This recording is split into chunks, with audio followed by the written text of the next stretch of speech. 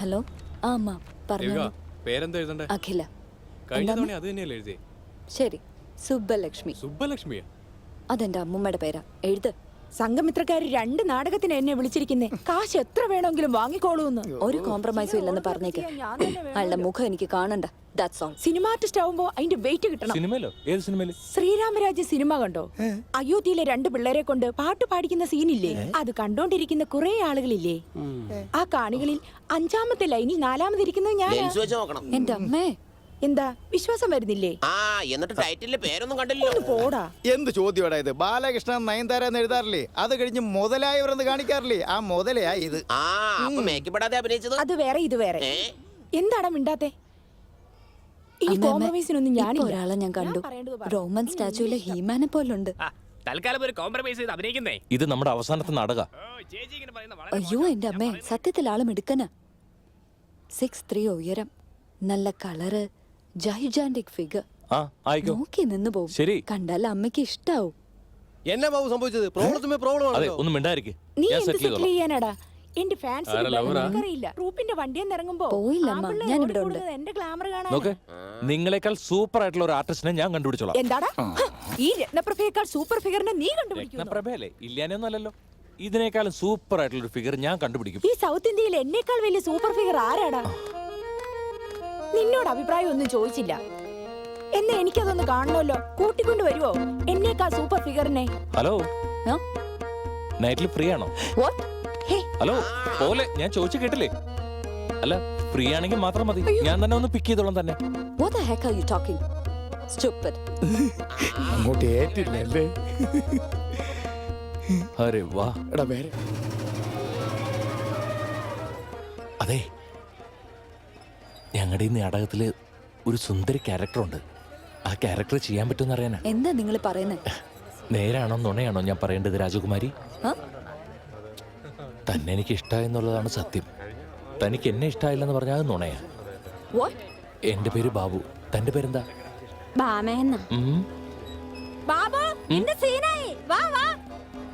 അതെ, നല്ലോണം ആലോചിച്ച് സാവധാനം മറുപടി പറഞ്ഞത്. ഞാൻ കാത്തിരിക്കാം.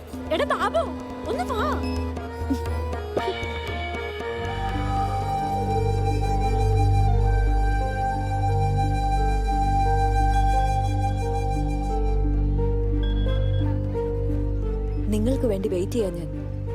എവിടെയുള്ളത്? ഓക്കെ.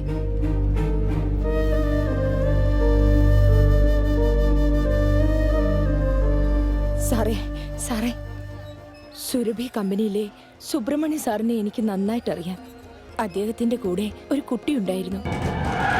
ജയ് പാതാള ഭൈരവി, ജയ് ജയ് പാതാള ഭൈരവി. വെറും പ്രദക്ഷിണമല്ലടാ, സാഷ്ടാംഗ പ്രണാമം. അല്ല, സാഷ്ടാംഗ നമസ്കാരത്തിന് ഇവിടെ സ്ഥലമില്ലല്ലോ. ഉണ്ടടാ, എനിക്കിതേ അറിയുള്ളൂ. നിങ്ങളൊന്ന് കാണിച്ചതാ. ഇനി ഞാൻ അതും കൂടെ കാണിച്ചു തരണോ നിനക്കൊക്കെ? സാഷ്ടാംഗ പ്രണാമം എന്ന് പറഞ്ഞാൽ ഇങ്ങനെ മുട്ടുകുത്തിയിരുന്ന് കൈകൾ കുപ്പിപ്പിടിച്ച് ഇങ്ങനെ. ജയ് പാതാള ഭൈരവി.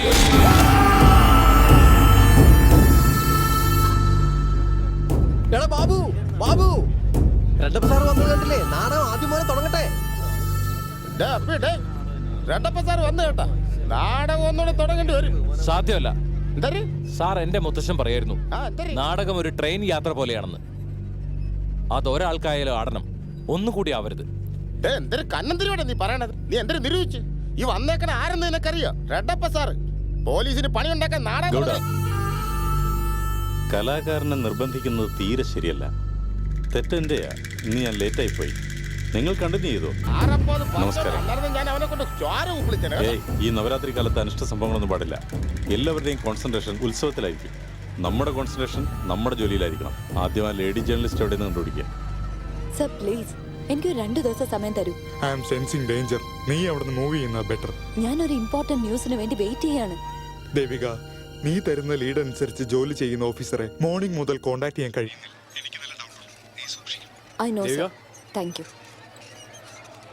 ബോസാ, അന്നേ ചേട്ടൻ പറയണ്ടെന്ന് വെച്ച കാര്യം നമ്മളായിട്ട് എന്തിനാ? അമ്മയും അച്ഛനെയും പറ്റി പറയുന്നതന്നെ അവന് വിഷമ. അവനതൊക്കെ മറന്നുകൊണ്ടിരിക്കുക. ഇപ്പൊ പുതുതായിട്ട് എന്തിനാ നമ്മൾ അവനതൊക്കെ ഓർത്ത്? ബാബുവിന്റെ മാതാപിതാക്കൾ മരിച്ചുപോയി. ഞാൻ കൂടെ പോയി കഴിഞ്ഞാൽ ബാബുവിന്റെ കഴിഞ്ഞ കാലം ആരും അറിയാതെ പോവില്ലേ? അതൊന്നും പറഞ്ഞിട്ട് ഇനി കാര്യമില്ലെന്നേ. അവൻ അമേരിക്ക അമേരിക്ക എന്ന് പറഞ്ഞുകൊണ്ടിരിക്കുക. ഇപ്പോഴീ കാര്യങ്ങൾ എന്ന് പറഞ്ഞ അവന്റെ പോക്ക് മുടങ്ങും. ആ എന്താണ് അവിടെ? അവിടെ ആരോ വന്നിട്ടുണ്ട്. നാടകം വീണ്ടും ആദ്യം പോലെ കളിക്കണം പറഞ്ഞ്. ബാബു പറ്റുകയല്ലെന്ന് പറഞ്ഞു. നോക്കണോ എടാ നീ അങ്ങോട്ട് അതാണ് ബാബു. ചെല്ലു രോഗമാ. ഓ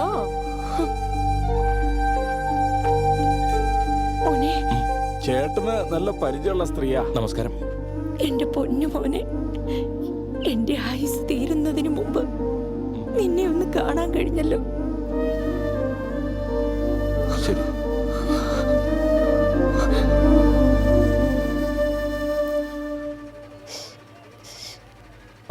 നിങ്ങളുടെ ആക്ടിങ് നന്നായിരുന്നു. ആ നമ്പർ ഒന്ന് തരുമോ? നിന്റെ നമ്പർ കൊടുക്കാൻ. എനിക്കും ഫാൻസോ എന്റെ ഫോൺ നമ്പർ. നിങ്ങളുടെ നമ്പർ അല്ല, ഹീറോയുടെ നമ്പർ. ഏയ് എന്താടി എന്നെ കണ്ണി പിടിച്ചില്ലേ? നിനക്കൊക്കെ ഹീറോസിനെ മാത്രമേ പിടിക്കുള്ളൂ അല്ലേ? ഈ ലേഡീസ് ഫാൻസിനുണ്ടല്ലോ, അത്രയ്ക്ക് അങ്ങ് വിശ്വസിക്കാൻ കൊള്ളില്ലെന്നേ. ഈ മാമനെ കാണുന്നില്ലല്ലോ, എവിടെ എടാ പോയി?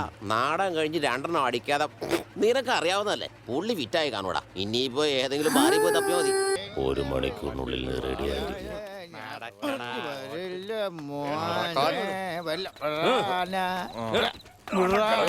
അണ്ണാ ഇവന്റെ വായ തുന്നി കെട്ടണം. അണ്ണാ മറ്റവനെ കിട്ടിയില്ല. റെഡപ്പ പറഞ്ഞ നാടകം കളിക്കാലടാ. ട്രെയിൻ പോടിക്കൊണ്ടിരിക്കുന്നത്, അത് പോയി കഴിഞ്ഞിട്ട് വൺസ് മോർ എന്ന് പറഞ്ഞാൽ നടക്കുന്ന കാര്യമാണോ?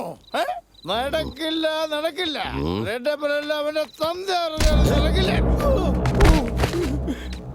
കാര്യം പറഞ്ഞോണ്ടിരിക്കുമ്പോ ചവിട്ടുന്ന എന്തിനാടാ നീ? എവിടെ ഉണ്ടടാ അവൻ? ആര്? ഞങ്ങളുടെ ബാബുക്കുട്ടനാ. അവരെ തൊട്ട് കളിച്ചിട്ടുണ്ടെങ്കിൽ തല്ലൂടാ, കൊല്ലൂടാ. ഞങ്ങളുടെ ബാബുക്കുട്ടൻ ഭീമനായിട്ട് വന്ന് നിന്നെ കീചകനെ ചവിട്ടി കീറിയതുപോലെ കീറിക്കളയൂടാ. ആ നീ നോക്കിക്കോ, നീ ആരോടാ കളിക്കുന്നതെന്ന് അറിയാമോ? നിന്റെ കളി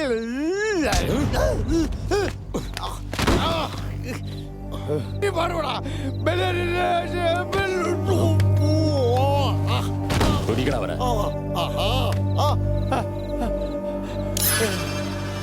എന്താണ് ചെയ്യാൻ പോകുന്നത് നീ?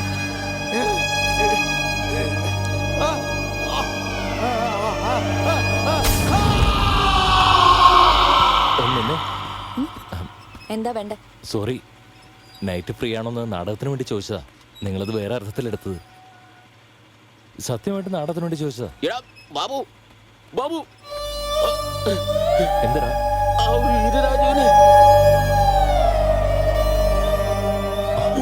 മാമ, മാമ പെട്ടെന്ന് ഹോസ്പിറ്റലിൽ എത്തിക്കണം.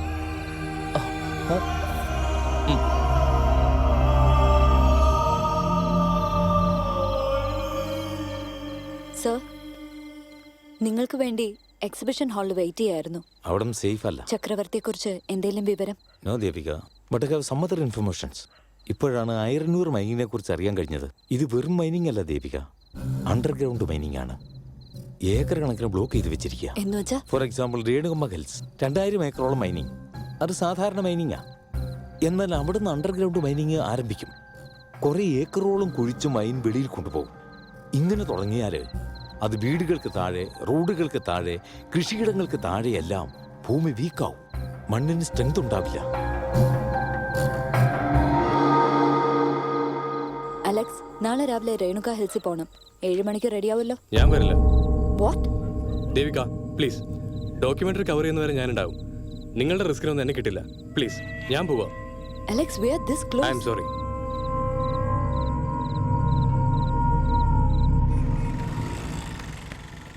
സാർ, ഒരു കംപ്ലൈന്റ് ഉണ്ട്. എന്താ? എന്റെ ട്രൂപ്പിലുള്ള ഒരാളുടെ നാവർത്തു. എന്തൊരു സാറേ വിശേഷങ്ങള്? അടുത്തുള്ളത് ഒരു കംപ്ലൈന്റ് വന്നാ. സാറിനെ ഒന്ന് ഗവനിച്ചേ കേട്ടാ. Okay sir. അപ്പേ നീ ആ നാടകക്കാരെ പയ്യനല്ലേ? അതെ സാർ.